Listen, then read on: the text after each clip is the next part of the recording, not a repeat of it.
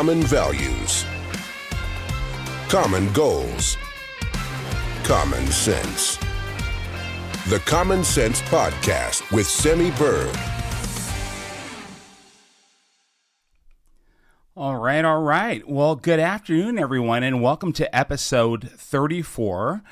Common Sense with Semi Bird, candidate for Washington State Governor. And my friends, this is more than a regular episode of Common Sense. This is our episode right before the primary election of August 6th. And this is history. We made it at the convention when we received 72% supermajority vote of confidence, the endorsement from those amazing delegates. Largest delegation in the history of Washington State, 1,839 delegates, over 2,000, including guests, who voted to endorse Bird for governor candidacy. And this is an endorsement of we the people. This is a grassroots movement, always has been. And why would you say it's a grassroots movement? Well, we have grassroots money. We have grassroots support. We have grassroots volunteers. We have grassroots that are driving this campaign, that are managing this campaign, that is just running this campaign towards victory. I could not do this without you. And I'd like to say to my campaign team, I love you. You're amazing. You know, the other day I was with my campaign team and this amazing little community of Machias, Docks Riverside Tap House, amazing family, patriots, beautiful community, and just being with my team just for a few minutes of fellowship with their family to me. And we're always running and gunning. We're always everywhere. And one member of the team is, 3 team members are there. And we're all over the state working hard to establish and ensure success for our mission to win this election in representation of the everyday citizen who's often forgotten, often ignored, to bring back the voice and the power of the people, a constitutional republic. The essence of self-governance where we represent and we get engaged and we work hard to achieve something that most would believe is not possible. But we had time for fellowship, and I'll tell you, it was beautiful. And every time I'm at an event and I just receive that love and support from all of you, it puts more and more wind in my sails, and it just gives me the drive to go 7 days a week, several events a day. So this is not about me. This is about we. I couldn't do it without you. So just a few rules of the game, so to speak, for those of you who may be new. We have some questions that are written that were submitted in advance. I haven't read them or looked at them. My wife actually printed them and gave them to me as I was coming down the stairs and into the studio. We have some friends who have jumped on board to the left. And I'm going to say hi. I see my friend Jaylene, my dear friend, who is now, if I may say so, back east in D.C. We work together in federal government, and she is amazing, a dear, dear friend. And gosh, Dee, again, much of the same. See, again, I'm going to do this. I go down that rabbit hole, and I see these friends, people, Siobhan, Barab, all you guys. If I miss anybody, which I know I will, and I do this to myself every time. Deborah, thanks for being here. And I'm always going to regret saying I missed somebody. But thank you, everyone. Thanks for tuning in. So we have feeds from X, from Rumble, from YouTube, and from Facebook. And I think we're streaming. My amazing deputy campaign manager and media director, Jack, has linked us up through a restream. And we're on, I want to say TikTok, and Jack's got us on Instagram now. So we're all over the place. And I'm still learning. Hi, Jim. But we're connecting, because that's the whole reason for doing this, is so that we can connect with as many people as possible, so that you can ask your questions, and it's live, it's organic, nothing rehearsed, nothing scripted, nothing written. It's just us together. I'm applying for a job, as I've always said, and you are my interview panel, because if and when we are elected in November, well, then I go to work. You're the board of directors. You are in command and control. I'm the chief executive officer of Washington State. You are my board of directors. I report to you. And when I work, I am here to create value for all of you. I want to go back just a little bit. I was thinking about this morning. I had several interviews. So we got home, I want to say late last night, and got to connect with my daughter. We were gone. My wife and I were gone for several days. We were gone for a patch of time before that, came back for one night. The next day we were gone again.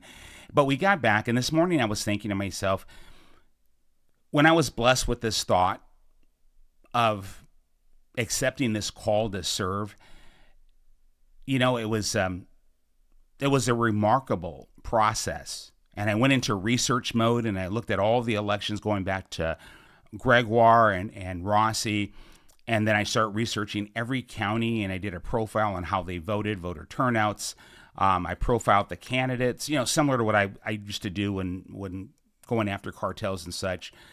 And I looked at the different characteristics of candidates, the different characteristics of the counties, and I wanted to be assured that this was indeed a mission that was realistic, that was achievable. And all the metrics came back, yes, yes, and yes. And then, of course, I went to my chain of command, my bride, and said, you know, may I get your endorsement? And of course, you know, we prayed on it, and she said yes. This is something that's important to you. This is a call to serve. And as she always has done, she supported this and willingly. And now she's literally a warrior driver of this whole mission. She's my bodyguard and driver much of the time, especially now that Hannah's out of school for a little while. But this has been a real blessed journey. And people will say, Simi, you have been ridiculed, vilified, character assassinated, your military service, for goodness sakes. You know, many considered you a hometown hero, and then they came after you with all these allegations of this and that. And what people don't see is many of you, the blessing that I've been able to meet so many of you. I mean, up close and personal, to see the beauty of our state. Grassroots, everyday people from all walks of life. I was at Jimi Hendrix Park meeting hundreds, and there was thousands of there, and they just surrounded our booth with questions. And if you saw what I saw, so many people from Eastern Washington would not see what I saw in Western Washington on Juneteenth that day. So many people that want the same things, and so many people there that day at Juneteenth in Jimi Hendrix Park, you know, would not have seen what I saw in Eastern Washington at Fawcett Farms, you know, when we had that event a couple weeks ago with all those amazing farmers and ranchers and community members. But at the end of the day, we want the same.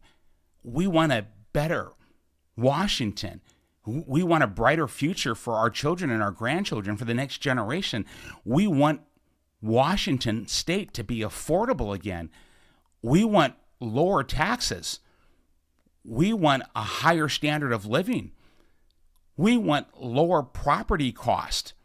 We want small businesses to thrive as the number one employer of all people who work in this state. We want tourism to be through the roof so people can come, spend hundreds of millions of dollars in our state, and then leave.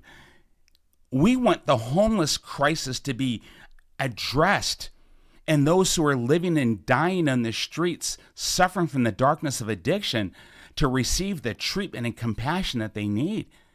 We want so much of the same, and it's achievable if we are courageous enough to set aside our biases, courageous enough to unite, to come together, courageous enough to be active and engage, self-governance, to vote, to tell everyone we know. We're voting for change. We're voting for something we feel is just right, for someone who has the solutions with action, someone who will bring the change that we need for Washington State. Not this person can win, this person has all the money, this person has name brand recognition. We're tired of settling the lesser of two evils. Anything we need to do to get an R, to get a Republican in that office, we must never be that desperate.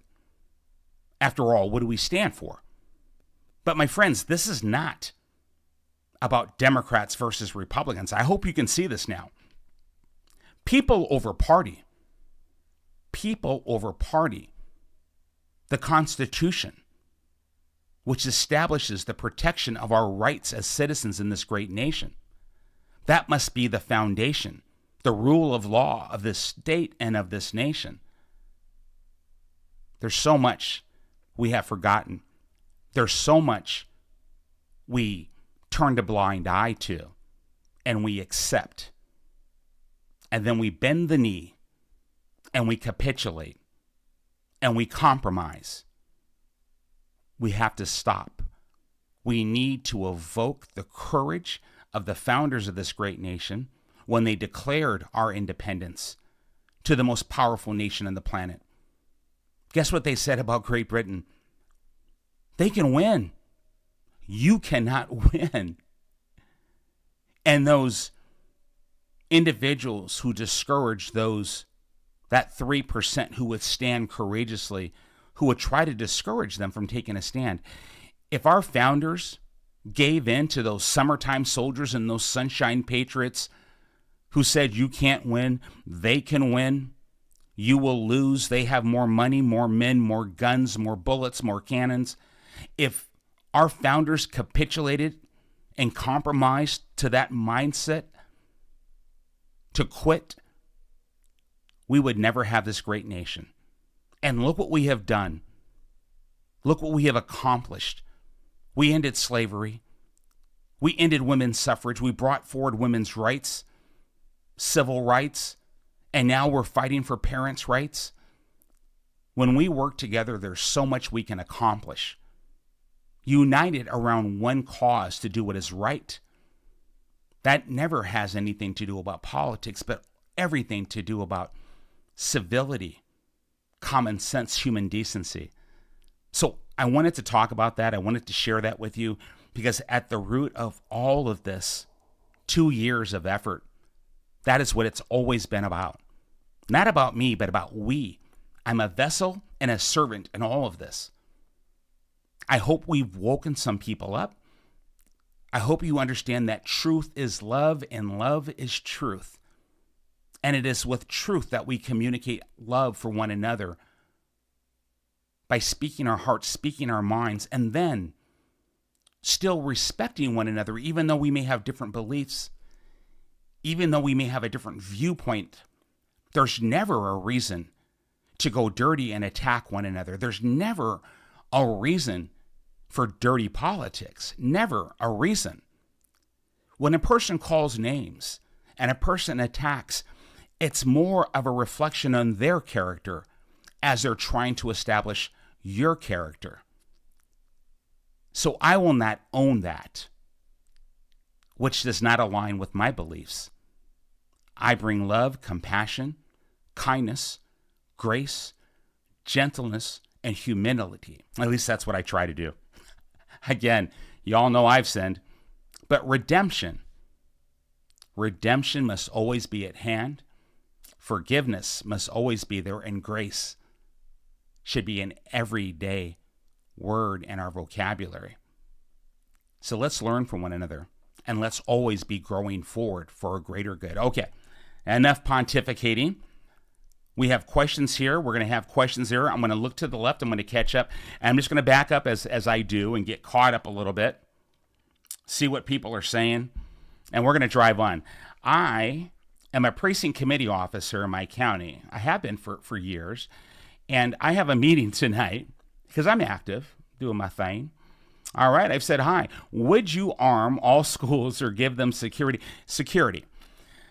So, Shivam, thank you.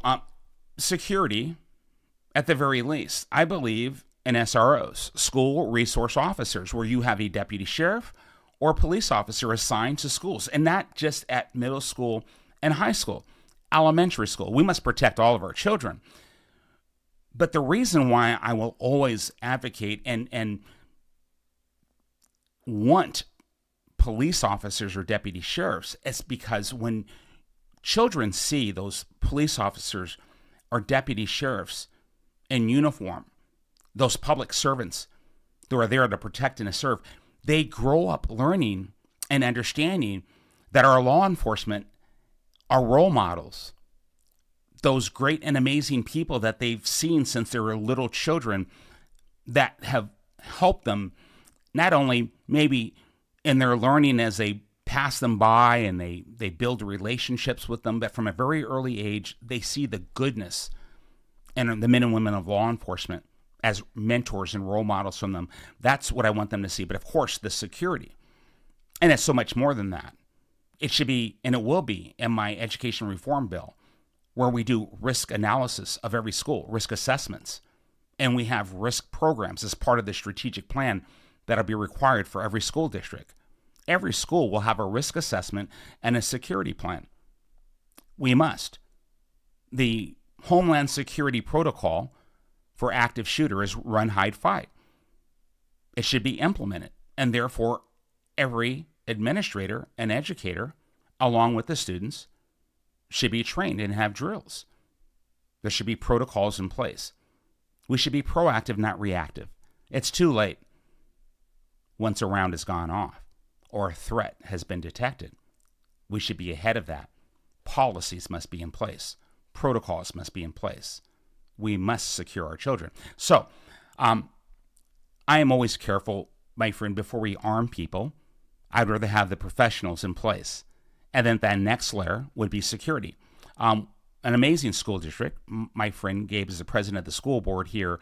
Well, not in my town, but in Kennewick, Washington, where last year, I believe, they implemented school security and well-trained. And I believe it's working really good. So we'll keep an eye on that. And so I hope I answered your question. And yes, the final live stream before the election. And let me say to that, we're not done. We plan on winning the primary election. But no matter what happens, this will continue. My voice will continue all the way into Olympia. There will be a governor's podcast while serving as the chief executive officer of the state. Because the governor should be engaging like this with the citizens he or she, in this case he, serves. Maintaining that connectivity, transparency, and engagement. I think it's important. And for some very odd reason it doesn't work out, my voice will be just as loud. Maybe not even as restricted. I'm kidding. No, I'm not. No, I am not. Okay, let's go. Thank you, Cowlitz County. Okay, I'm looking down for questions, my friends. You know, there's so many comments here. I've got to make sure I see. Oh, there it is. Question. Thank you, Dante, and I love your first name. Adding on to Siobhan. Okay, I had armed security in my middle school. SeaTac, Des Moines, Federal Way, got you, White Center. Always thought this is a better solution. Yeah, no, yeah, we want to protect and ensure that kids are not in danger. No, thank you for that. Let's see what else we have going. I'm looking for question marks. Okay, how to reduce taxes for seniors in Washington. So here's what I would say to that.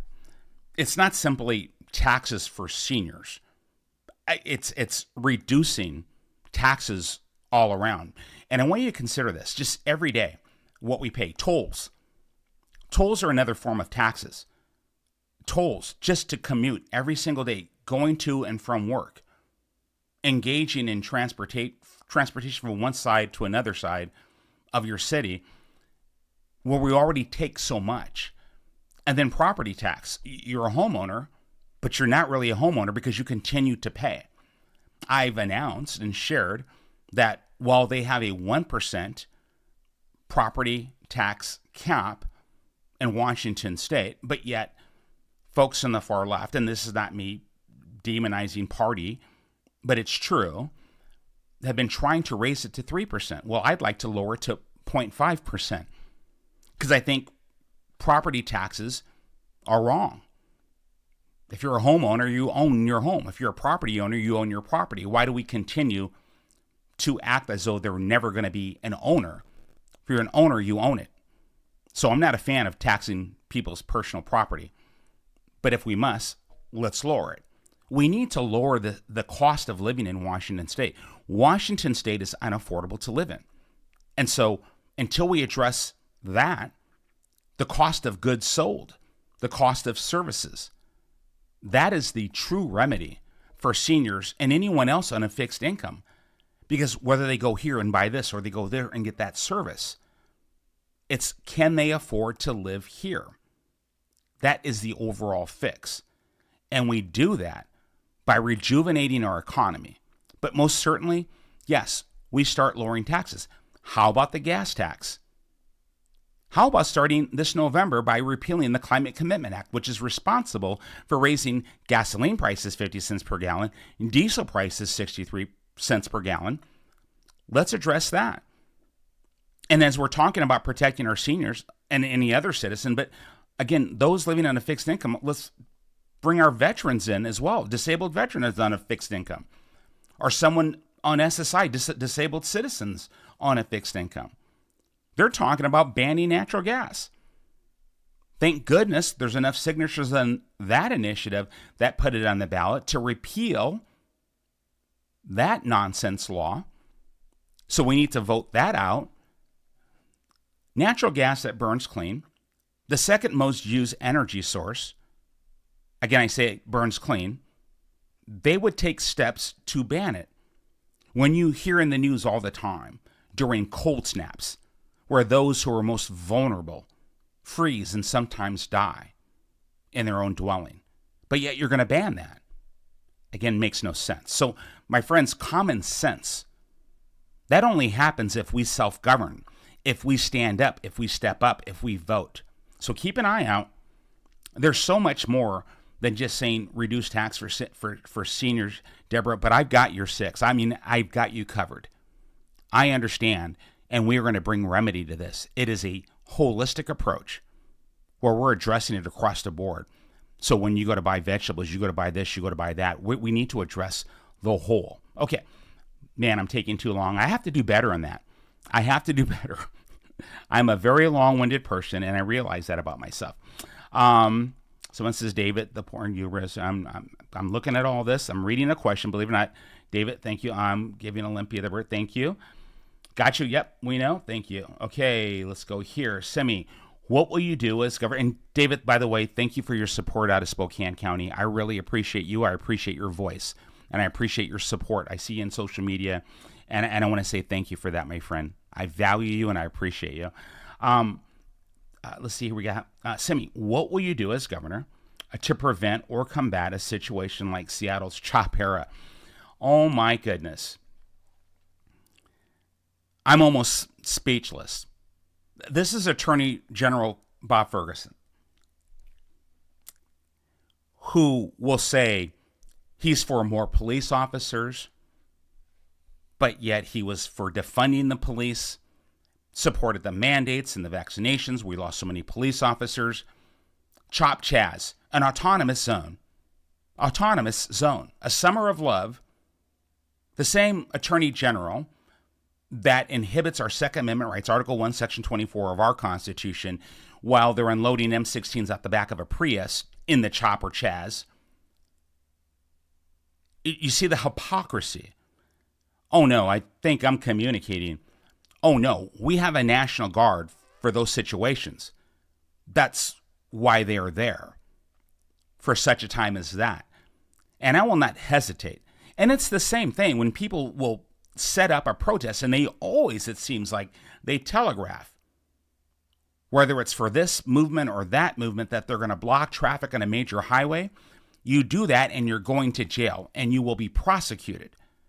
And if the city thinks you're going to bring your law enforcement officers and just make eye contact and give stink eye back and forth and lock down traffic for hours, that's not happening, because you will either exercise your authority to enforce the law, or the governor of Washington State, if I'm in office, within State Patrol will come knocking at your door, and we will do your job. And if they need backup, we'll bring in the National Guard. So we're not playing this nonsense anymore. The rule of law. Everyone has a right to free speech. Everyone has a right to lawfully protest. Do it lawfully. But you're not going to do it while you're blocking traffic. There will be no autonomous zones in Washington State. Land of the free because of the brave. I hope I answered your question. Oh my goodness, my friend, you have several. What will you do as governor to come back? I appreciate that. Maximize best bang for the buck. Hey, take ownership to protect our Second Amendment. Is where we're going here.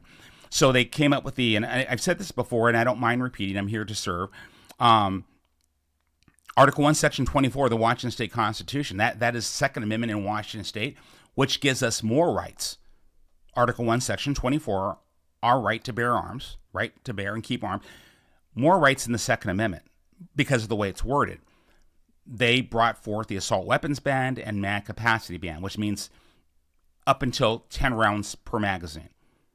11, 12, we were exceeding too much, and they made a law. Well, we have precedent now. First, Judge Benavides in the Ninth Federal Circuit, who said it was unconstitutional. We're in the Ninth Federal Circuit. And then Cowlitz County Superior Court judge, just months ago, brought forth an injunction, thanks to the Silent Majority Foundation and our future Attorney General, Pete Serrano, until Bob Ferguson sent his team to ensure that they put a stay on that injunction. But precedent has been set to say that it's unconstitutional. So as governor of Washington State, not only will I protect further infringement, but I will push to ensure we unwind those unconstitutional laws in Washington State and restore our Second Amendment rights. Article 1, Section 24. And by the way, I again said it before, Article 6, Paragraph 2 of the United States Constitution is the supremacy clause. Any laws that are passed in countervention of the United States Constitution are unlawful. Therefore, those two laws have already been stated by federal and Superior Court judges to be unconstitutional, but we also have the United States Constitution that says they are unlawful. And then Article 1, Section 2 of the Washington State Constitution says that the United States Constitution is the supreme law of the land. So there you go. We have the law and the Constitution on our side, and those very wise judges who have deemed it so. Okay, let's go. We're rolling on, and I'm looking through. Okay. Someone's motivated. Dawn, good to see you, my sister. Power Ranger. Yes, Tuesday will be a powerful night. There will be watch parties all over the state. We'll as we plan things out, we will let you guys know. I'm excited about it. Let's see what we have going. I see people are pumped up about school security. Absolutely. Common sense, you guys. And I want to say this again. You've heard me say, people over party, Constitution first, human decency, civility. We can agree to disagree. I'm not asking you to compromise because I'm not going to compromise. And what I mean by that is we can come to an agreement, but I'm not compromising my values. I don't expect you to compromise your values. And I don't care how you choose to live your life. I love all people. I don't discriminate. I don't prejudice. We all have biases, but I can look past it. I would rather be your friend than not be your friend. So even though we disagree on something, we'll shake hands, hug it out, and go have a beer. I'm cool with that. Right? Or if you want to do wine, I'll do Coors Light. We're all good. So, I mean, but that's how I roll. And that's how I have always been. I met a high school friend since we were 15. And this was in Wenatchee just days ago. And he really warmed my heart. It was a beautiful thing. He was out in the audience. I did not recognize him. It's been like 45 years since I saw him. And he was telling people, I already voted for Semi. And I voted for Semi because of the child he was, the little boy he was, that I knew as a child, and I'm hearing him here. He's the same person, and that means so much to me because that is 100% true. I'm the same person. I'm still that little boy in my heart. I don't mind sharing that, and just so that you guys know, Sun Tzu says, strong men will sometimes show weakness. Weak men feel the need to show strength. What that really means, and I'm sure I'm wording that wrong, is that when you're confident in who you are and you feel your strength, humility, grace, and compassion, love, that is real strength. I think strength is showing love. I think strength is showing compassion. That's what I believe. And that's who I am. So there it is. That could be my own bias that I'm not even recognizing it. I appreciate you guys. And you know what? And this is about us working together. Okay, looking for more questions. I'm going to pop over here, then I'm going to pop back. I want to catch up over here because these things aren't scrolling up and down. I'm missing a lot of action here. So I'm measuring time, and I know we have some questions over here. Don't worry, you guys. I'm going to get to them. I promise you that. And so we have going on. You know, I just see something about $30 car tabs or $35. That bothers the heck out of me. And Carissa, I didn't even read your whole question, but without even reading your whole question, or maybe it was a statement, but the people voted for it. And I don't know if I was out of the country at the time, but that nonsense, how is it that we, the people, can vote for something and then the government overturns it? When every one of our founding documents, the supreme law of the land, the Constitution, the Washington State Constitution, our direct Declaration of Independence. How does this happen?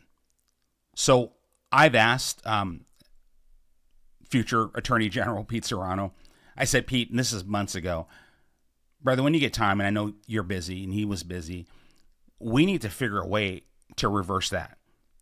What can I do as governor? We need to reverse that. What do I need to do? And again, I'm a research guy, so I don't make promises I can't keep, but I will say this, if I can do this and reverse that, I will.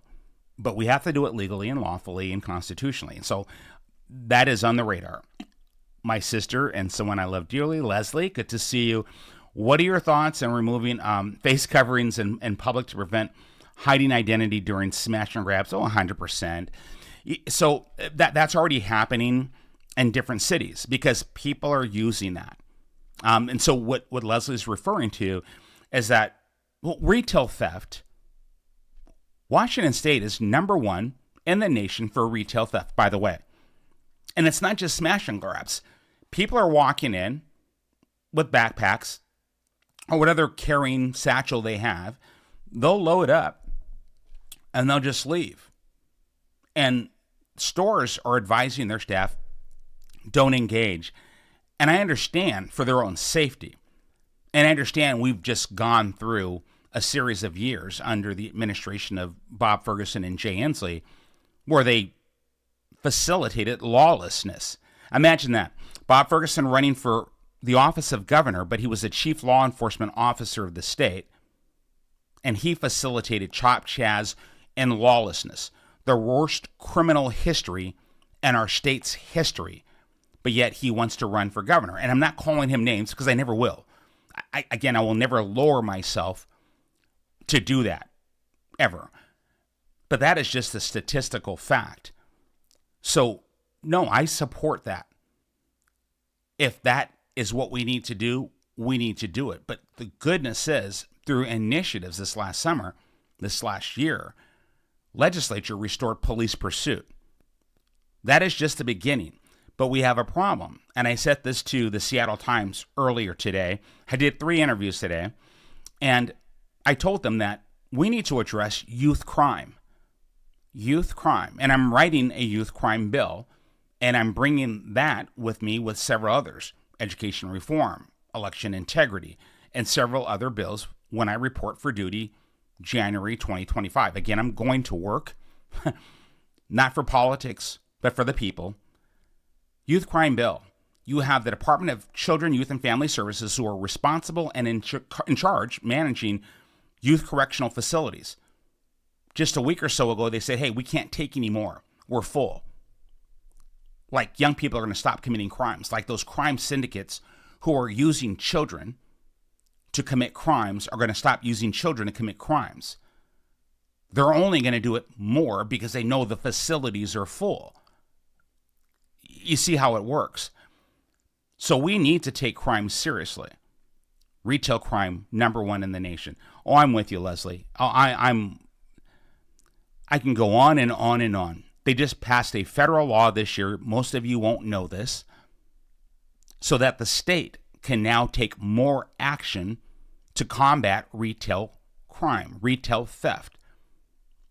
There's a lot happening, but there's not a lot happening because we continue to say, hey, let's elect the attorney. Let's elect the congressman. Let's elect the career politician. And they go back and forth, one-upping on each other. Well, I'm going to follow Gavin Newsom's plan. Well, Bob doesn't know this and Dave doesn't know this, and they go back and forth. How about coming up with a solution and tell us what you're going to do for us, we the people? I don't need to hear you guys bicker back and forth or try to slander one another, or slander me for that matter, or go after people's families. Tell us what you're going to do. Show your real character and your leadership ability. I mean, that's what I would want. I don't know what you guys want in a leader. I want a leader. Leaders unite. Leaders don't divide. That's the difference between my interpretation of leadership and maybe some other people's. Some people think calling names and bickering back and forth between candidates, that's leadership. I think it's okay to show comparison and contrast between candidates. That is normal. You would see that in a debate. If candidates would debate, which is what we tried to do, but the other gentleman refused to. That's okay. We do it here because we can't do it elsewhere. So I will show the comparison and contrast between the candidates. That's how we do it. And yes, Dawn, please go online and donate. birdforgovernor.com. Go to birdforgovernor.com and give. Folks, I'm hoping you're seeing our commercials now. We're going to continue for the next several days. We started like a week or so ago with our commercials. It was strategic. So again, spend money wisely and strategically. Could you imagine that in government? But no, someone said, well, Semi's not doing commercials. We're worried about that. Even if we had the money, does it make more sense to wait until you approach and then use it at the time? Think about it, process it. Being fiscally responsible, being strategic. I think we can use that in office. Just saying. And yes, we need to clean up the homeless. It is ruining our state. And so this is a person who just identified by numbers. Otherwise, I would love to, I guess, praise you for just bringing that up. So this is something that has been in the news cycle for the last 48 hours. And I've been interviewed a couple times on it recently.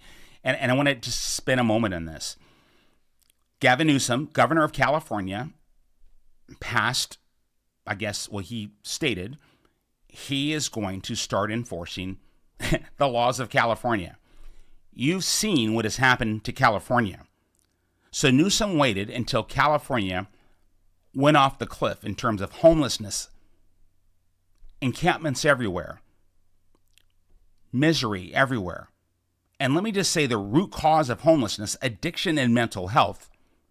But he let it grow out of control and then says, I'm going to clean up homelessness, and in particular along the major corridors. And then Dave Reichert goes, I'm going to do what Gavin Newsom's going to do. I like Gavin Newsom's plan, so I'm going to do that.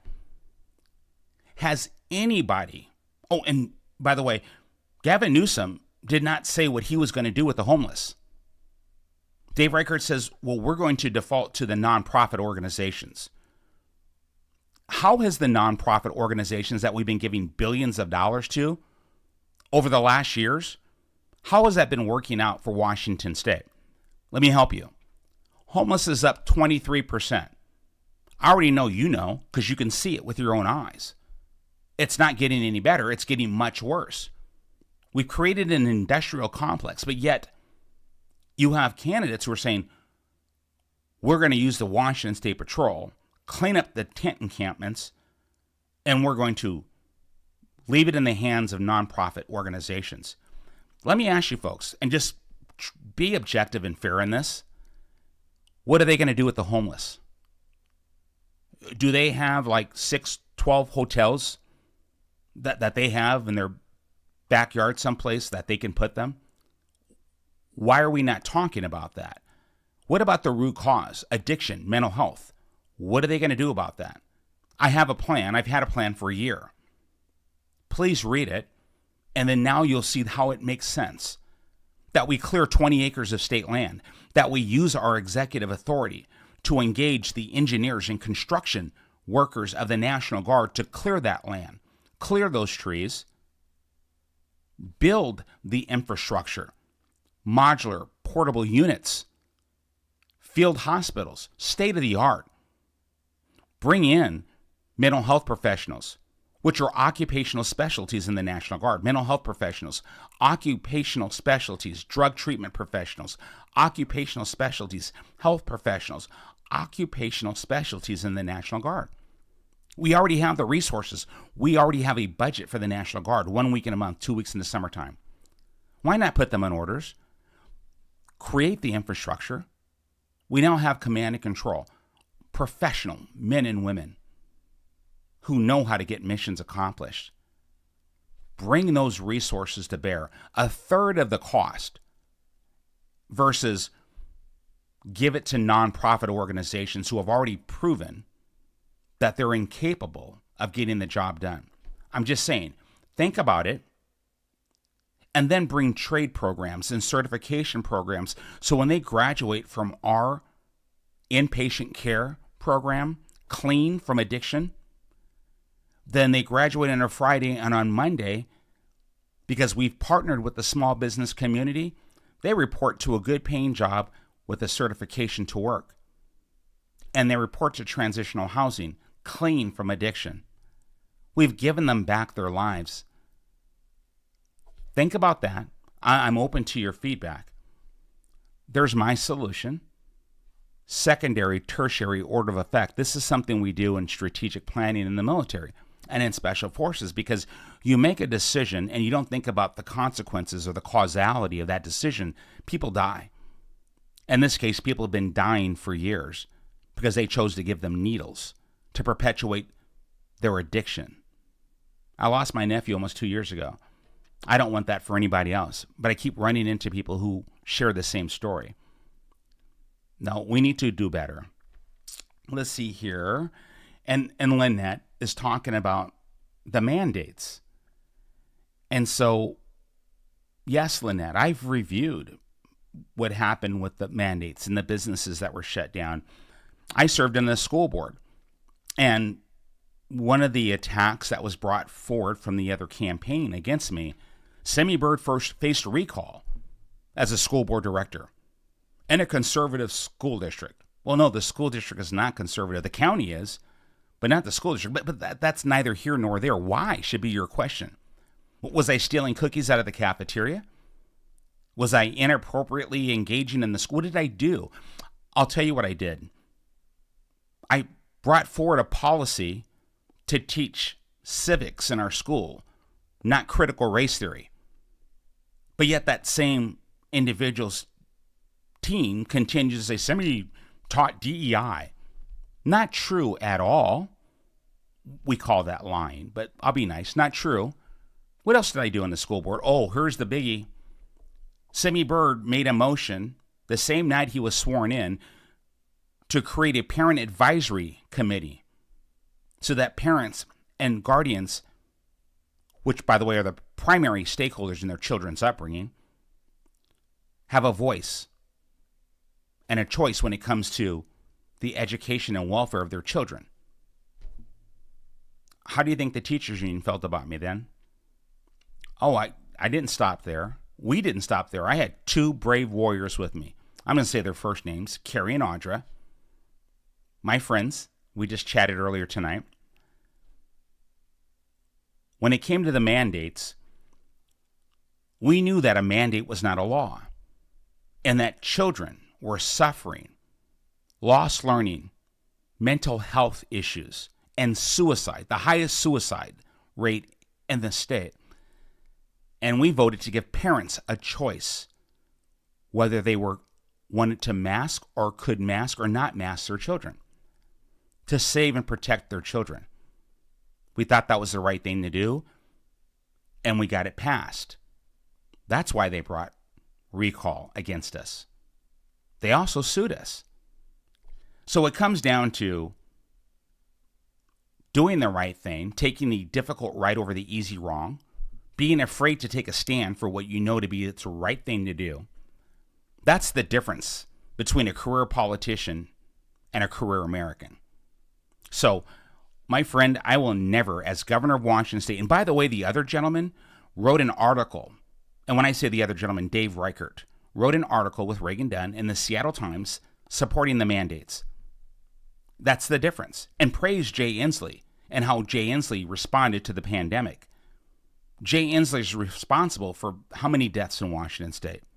The ruination of small businesses.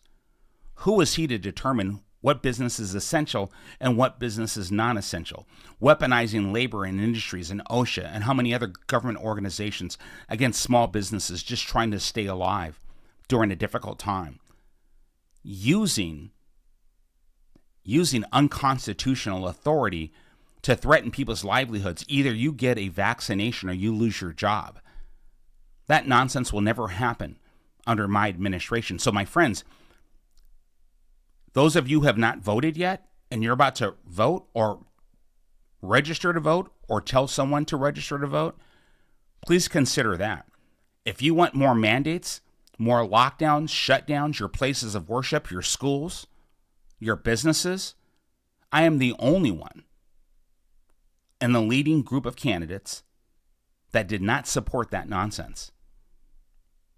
There you have it. So that's where I stand on that, and proudly so. And I would do it again. So recall, not recall, I would do it again because I thought it was the right thing to do. Would you support giving like a bit of money to homeless people to get them started? I'm just going to, Siobhan, $1,000. No, I'm not going to give people money. No, we're going to give them their lives back. So in terms of give them health care and lift them up out of poverty and despair, we have programs for that. And if the programs are insufficient, we will better those programs. But while we're on that topic, I'm against this welfare state concept that we pay people enough money to keep them poor for the rest of their life and perpetuate generational poverty over generations. The welfare program is not a pension plan or a retirement system. It's a hand up, not a handout. So I'm not about this giving people money to subjugate people for votes or subjugate people for your own whatever. No, I'm about lifting people up. So for taxpayers, the good news is we will save billions of dollars over time, billions, because now we're putting people to work. We're bringing trade programs instead of giving thousands and thousands, well, really millions or billions to a welfare state. We're using money to bring trade schools in and bringing trade programs in and partnering with small businesses to staff specialty skills, and then bringing corporations in and companies in, manufacturing in, locating them in rural settings to offset the congestion in urban settings. I'm just saying, consider what I'm saying. There are some solutions out there, and that's what I'm planning to do. So Siobhan, I may have misunderstood what you're saying, but as it reads, I would not do that. I'm about lifting someone up. I don't just give a person, money and say, see you later, have a nice bus trip to Colorado. I'm not going to do that. It's no, because that would be, no.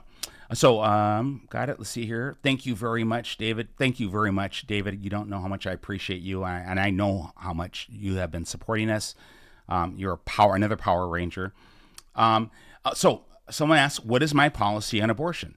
And so again, I don't walk away from this discussion. For some people, this is a big deal. And when I'm saying life is always a big deal. Life begins at conception and ends at natural death. That's science. It's not my opinion. Now, as governor, we have a law, 9.02100. We know that. But here's a comparison and contrast. And you can see it. It's recorded. The Seattle Times editorial board asked the governor candidates, the leading governor candidates, what are their thoughts on this? And they were talking about, and specifically to candidate Reichert, what are your thoughts on Jay Inslee's policy and stockpiling abortion pills and creating a sanctuary state for abortion?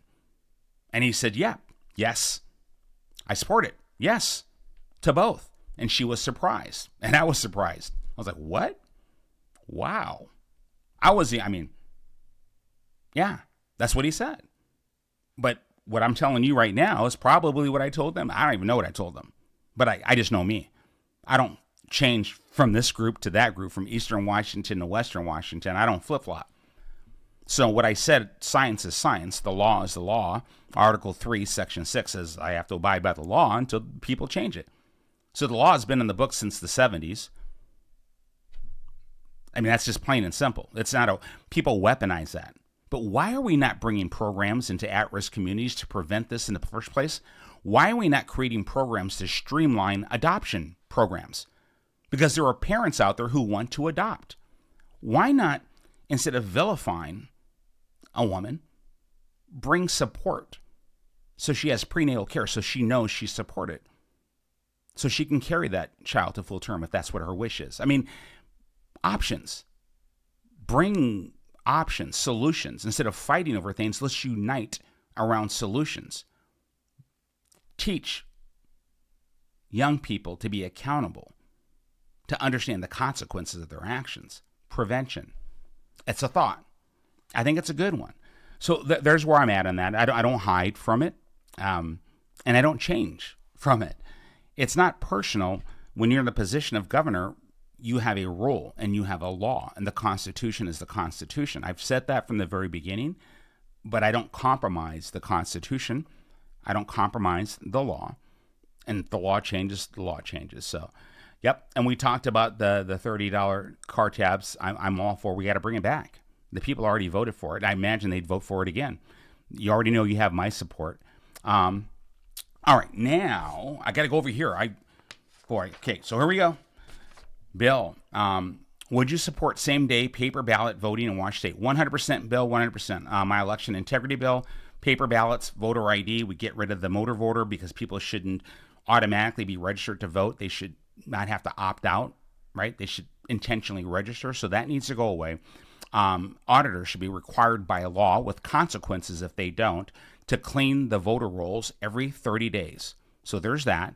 And then the ballots in the 1 day, paper ballots, same day, counted by people. So there's resources for that. Again, we have the Guard. We can do that. And then compensate small businesses, any business, organizations, to release their employees early and give them a tax break, right? That's how we compensate them. So we're not pulling money out of the safe to give it to, right? We give them a compensation that way so they can release employees to go vote. So that's how we incentivize voting. But we also are bringing forward election integrity, voter security. Just recently, Attorney General Hobbs, it's just like a few days ago, put out $2 million to 30 counties. Say, hey, improve election security. Like 2 days ago. Boy, Secretary Hobbs, what timing? Boy, proactive much. This is what happens when we continue to vote for career politicians. It's like strategy is a foreign word to them. And I don't mean to be sarcastic, and I know it sounds that way, but it's frustrating when you teach strategy and you use strategy. It's like the word is there for a reason. The concept is there for a reason. Please use it, because I'm going to use it as governor. We're going to be proactive, not reactive. And then also spending millions of dollars on a PSYOP campaign to convince citizens that our election systems are secure.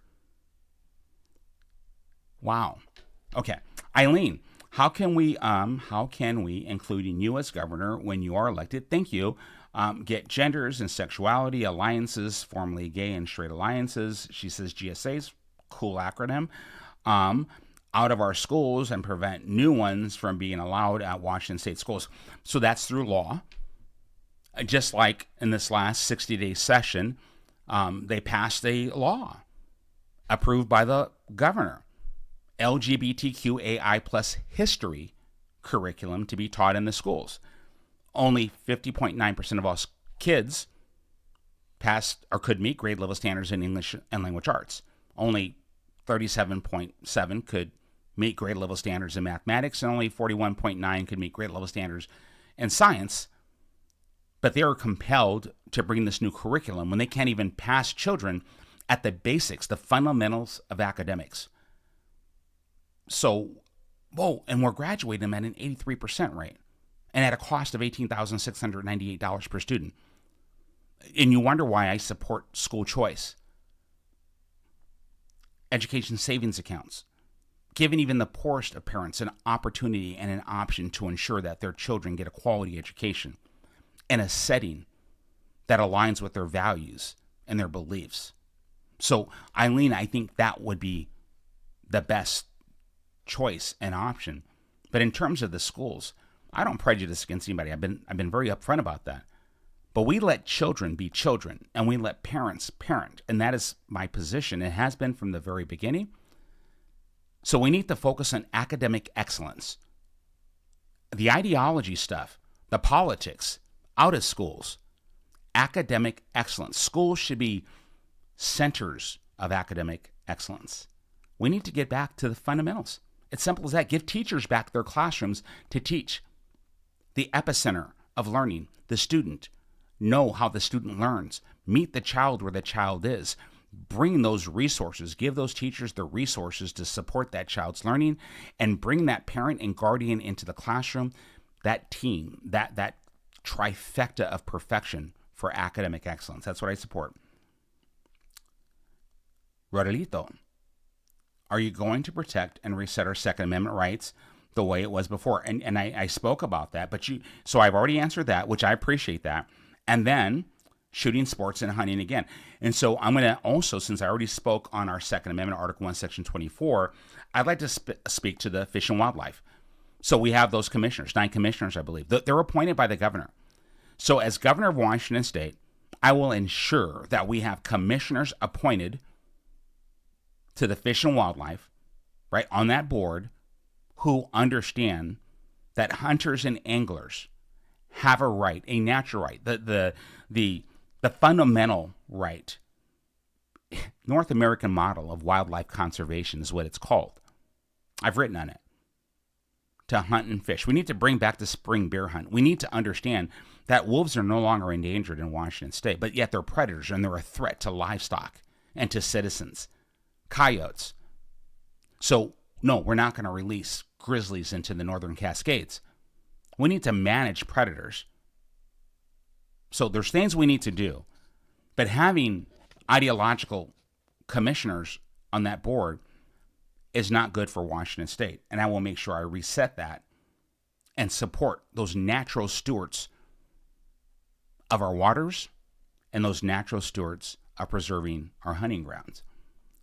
Stephen, why are Republicans running Dave Reichert to primary when he wasn't nominated at the Washington State Convention in Spokane? It's not Republicans per se.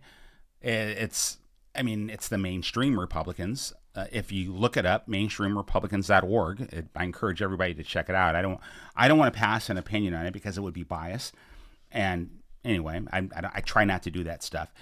But it's conservative Republicans and then liberal Republicans, which is, you have the border fence between Democrat and Republican, and then there they are. I'm right here in the middle. Why have a party? Why have a party if you're going to be like that? I'm going to be a Democrat Republican so that we can get elected. I'm going to be a Republican that acts like a Democrat or takes on Democrat policy and stuff so we can get elected. And then you have this stuff. Well, at least we get an R in office. Do whatever you have to do to get an R in office. Yeah, you would never have a nation if we had that kind of compromise of values, and I could say a lot more. The whole idea of that convention, but that's what you get when you talk about establishment. And that's why I say I support people, grassroots, the citizens of the state over party.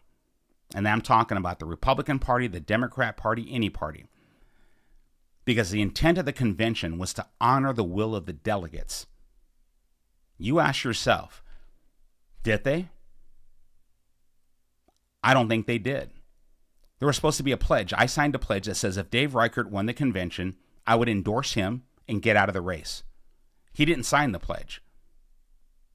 And then, when a deal was struck between the Reichert campaign and the candidate committee, and they tried to disqualify me, and the delegates, through a majority vote, overwhelming majority vote, said, no, you will not disqualify Semi Bird.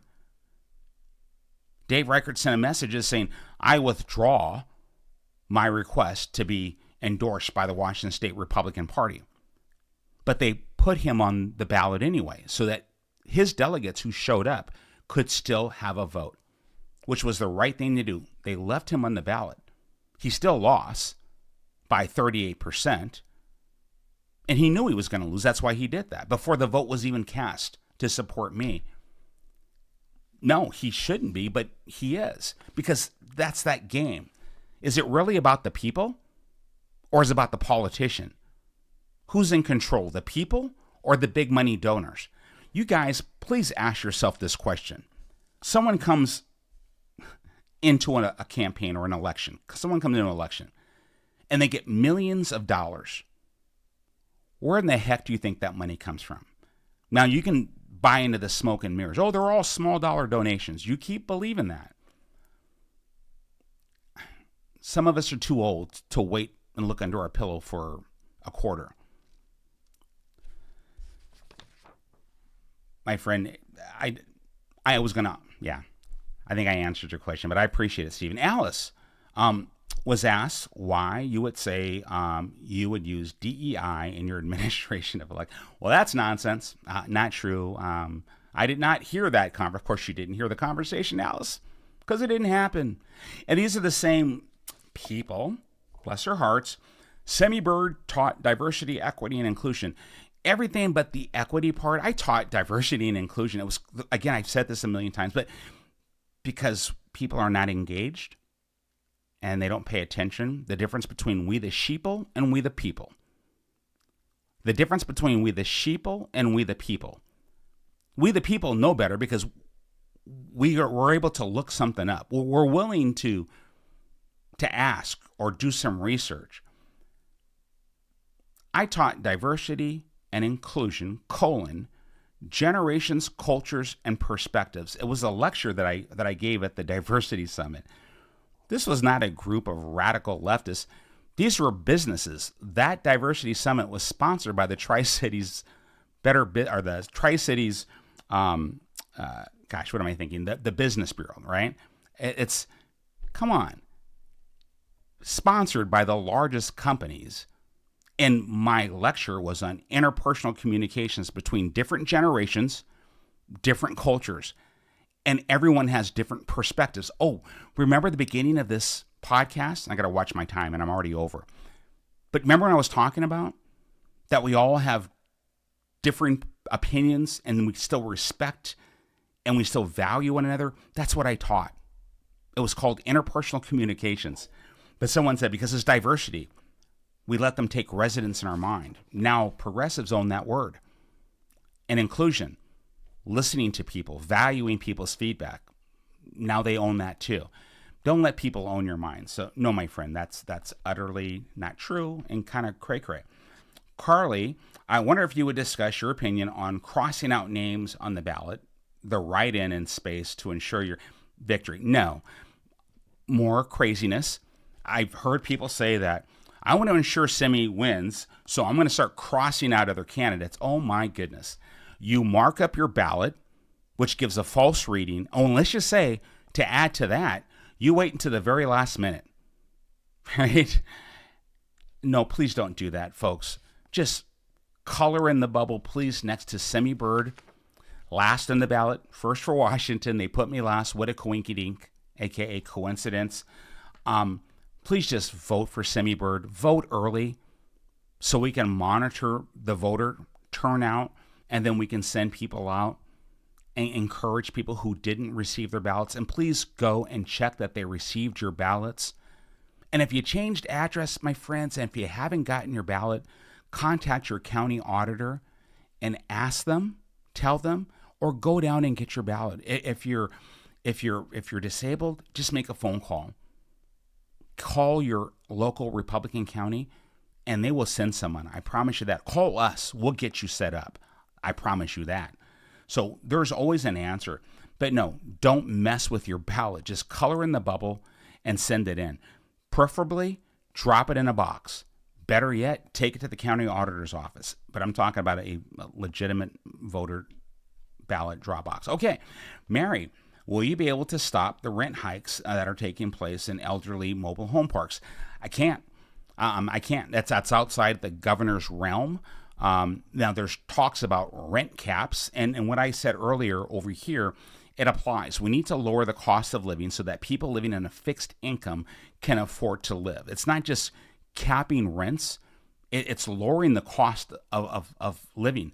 When you do rental caps, landlords, homeowners will raise their prices, raise their rents up to meet those caps because they know that's an open window. It says you can raise rents to here, because what will happen is if they know the cap is here and you wait until here to raise your cap, they know from here to here you cannot raise the rent anymore, if that makes sense. So again, you set a rent cap to here. You cannot go any higher. So from this year, whenever you decide to do it, for the following years, you can never raise the rent. So what will happen, you set a rent cap. Today, they're raising your rent to that cap because they lose the opportunity as inflation, as cost of living increases over years, you cannot go up. So it's permanently set. So what they're going to do is they're going to try to capture their money now. I hope that makes sense. Economics 101. I taught this stuff. I consulted. I'm not a career politician. I'm a business consultant, and I own a real estate investment firm. I consult on this stuff, you guys. And so that's why I know this. I wouldn't say it. I don't do math problems, and there's a lot I don't know about, but this I know about. Thank you, Mary. Lisa, are you aware of the Washington, D.C. Act of 1871? Oh, boy, you are challenging a brother's history and knowledge. I love it. Okay, I got this one, I think. If you win the election, you will not be governor, but a CEO of Washington State Corporation. So that's cool. Close, not exactly, but I've always referred, and you're pretty right. You respectfully will disagree on the Washington, D.C. Act of 1871. I'll share that, and you guys can look me up, and I don't mind being wrong. I'll be on the podcast next week, no matter what happens, and then I'll say, hey, my bad, but let's do a challenge. But yes, I am a CEO, Chief Executive Officer of Washington State, not because of that act. So that act is specific to Washington, D.C. That act actually made Washington, D.C., the District of Columbia.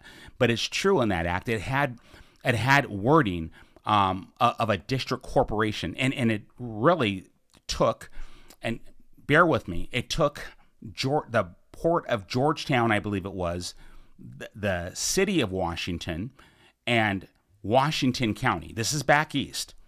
And it unified them into the District of Columbia. That's what that act did. There was a previous act, I think it was like 1803 or 1801, one of the two. But so the D.C. Act of 1871 has nothing to do with Washington State.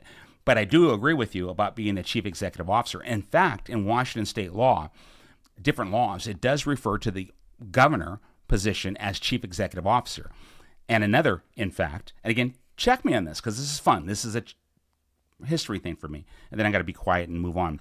43.06.10, Revised Code of Washington, specifically, I believe at the beginning, it refers to the position as the chief executive officer of Washington State. And so that is the law of Washington State that I think it identifies as the rules governing the left and right limits of governor. So there's that. Thank you, everybody, for submitting your questions. Lisa, thank you for that. I love history. Love history. I love history. Guys, you don't even know. If I didn't have to, if I wasn't doing this, and who knows, I'm going to finish my PhD in organizational psychology. And depending on what happens, I mean, it's God's will, but I would stay and write and do science, and I would write. I would do learning, maybe teach periodically at a major university. I love learning. I love knowledge. I love theories. I love, I love this stuff. I love geek stuff. I'm a geek. So I'm going to be your geek and fix Washington State. That's what I want to do. And then so I can retire peacefully in Washington State. So I got you. No more mask mandates. Yes, no. Carissa, no. We're not doing that nonsense. No, we're protecting our Second Amendment rights. You guys got that. Dawn, my sister, how do you propose to get the bills passed when our politicians are so corrupt? So, Dawn, that's a brilliant question. My approach to this And I will have to go pretty soon because my party meeting is going to be going on. By the way, I'm the chairman of the Benton County Republican Party, so I have to lead the meetings. We have a forum tonight. All the bills that I'm going to propose, I will be bringing them to the citizens of Washington State. So you guys will see what I'm going to propose to legislation. And then I will need to get a representative or senator to sponsor my bills. But you will see them before I give them to review and then get a sponsor. And I know I will. So that you understand what's happening. Transparency in government. It's the people's house. So why not let the people see what's happening? The people would not have approved of that natural gas bill ban. The people would not have approved of 5599, allowing children's gender to be changed without parents being notified. People would not have approved of that. It's not taking a stand against people who have different lifestyles as adults, but children are special to parents, and parents want to have a say-so in their children's lives. That's not political. That's parent. Many of us are parents or grandparents, and our children and our grandchildren are very precious to us. We believe in supporting whatever people want to do, but our children, our grandchildren are precious to us. So no, I hope I made sense. And so no, we got you.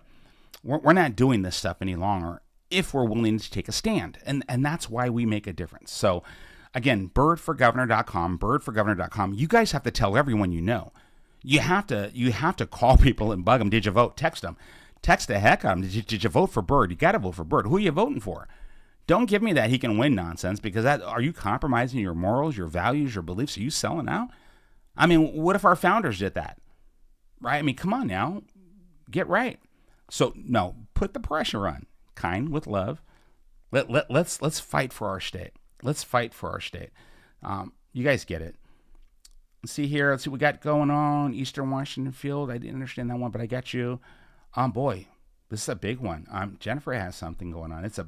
I'm not sure if it's a quote. It's a whole big, I can't even read that. Jennifer, that is too much for me to read.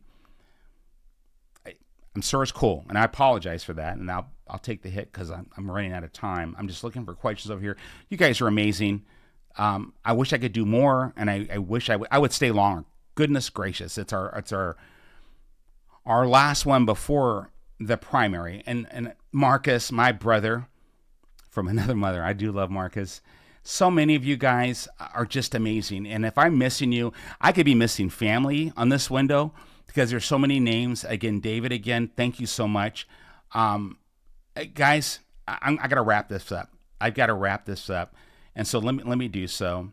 Let me do so. And if I didn't get to you, please, I apologize. Mark, I see this from Mark. Are you going to ban CRT in all schools? So this is from Mark. Mark, so you missed this probably. You didn't hear me. Mark, we passed.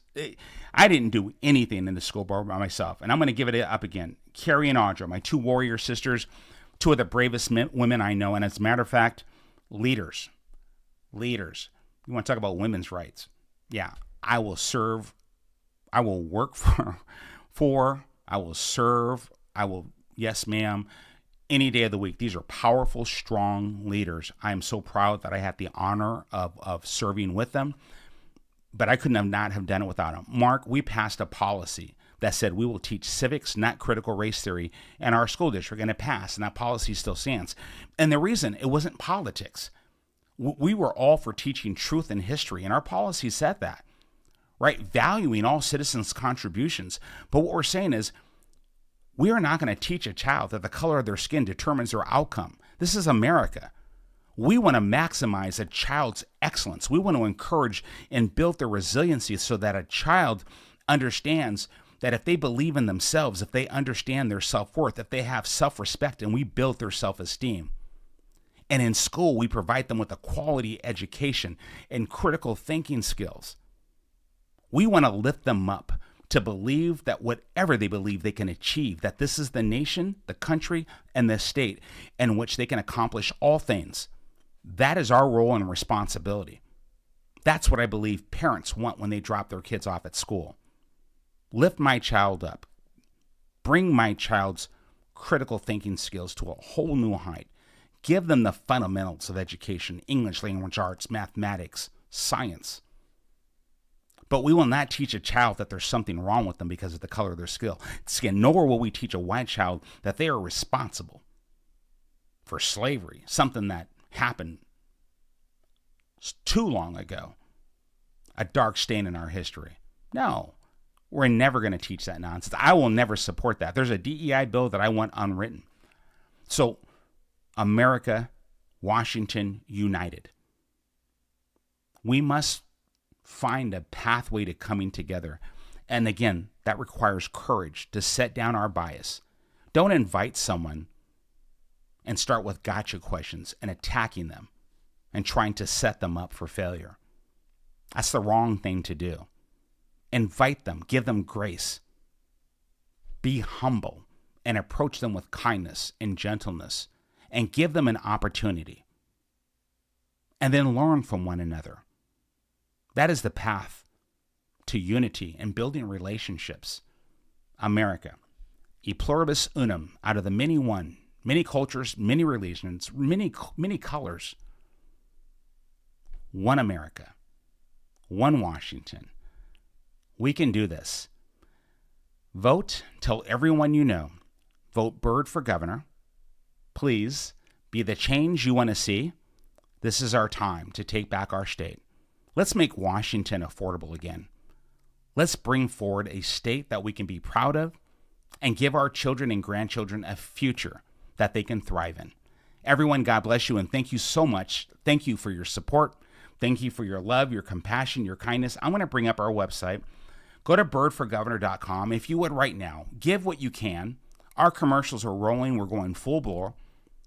We're not quitting, ever. Have confidence, have hope. Believe in each other, believe in yourself, believe in America, believe in Washington, and we will prevail one way or another. Take care, and we'll talk to you soon. God bless you guys.